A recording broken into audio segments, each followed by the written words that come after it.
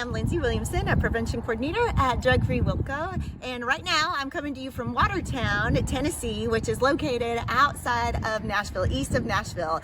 But I work with all of Wilson County, which is Mount Juliet, Lebanon, and Watertown. Again, just a little bit east of Nashville, Tennessee. So this week, we as our coalition brought out Vive18 and brought out, specifically Jake White came out to speak to our six schools that we have here in Wilson County. We have 5 high schools here in Wilson County, large high schools, and then he also spoke to 2 middle schools this week. His message was amazing. He spoke about prevention, but came from the lens of what if you never use, and what does life look like for that? What's the difference between skill sets and short sets? Nope, that's not it. Shortcuts, excuse me. So he talks a little bit about skill sets and shortcuts, and talked about how when you develop something, so you come into life and you start life by chance, who your parents are, where you were born, but it's the choices really that makes such a big difference to your life and where your life is going to head. And you have the choice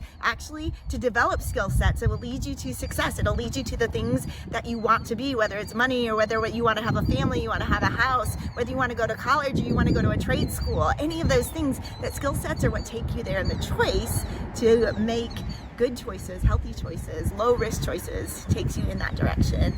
Shortcuts can happen too, though. Shortcuts are the things that Jake talked to our kids about sometimes problems come up in life. We know that happens, right? So like we have mental health problems that can surface. We have circumstances that come up we didn't expect. And sometimes we want to take a shortcut. It might be using alcohol, drugs. It might be that I'm feeling anxious and so I try vaping because it may help me in that moment, but that's just a shortcut.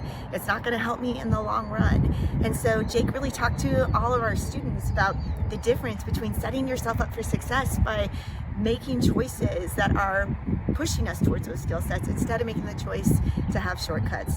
Jake also, it was so awesome because he talked even about how do we do this? What does this look like? Talked about his life experience, about setting things up, and how do I invite other people around me because they're there. We think so many times, I know I have thought that other people around me do exactly what I do, or they all drink, or they're all vaping, and Jake helped kind of bring to the surface those social norms that no, they don't. Not everybody drinks, not everybody, and that actually a big majority don't. So how do we find those people that are just like us, that don't want to get involved in vaping or don't want to use drugs, or even people that maybe are using and say, I want to see what it's like to step out of that. And Jake helped walk all of these high schoolers, all of these youth into what that could look like for their lives. It was amazing. The feedback from not only the teachers, the principals, but also the kids in general. I wish you could have seen the kids that rushed Jake afterwards. Jake was signing t-shirts for autographs, people that came up and shared personal stories. Again, these are youth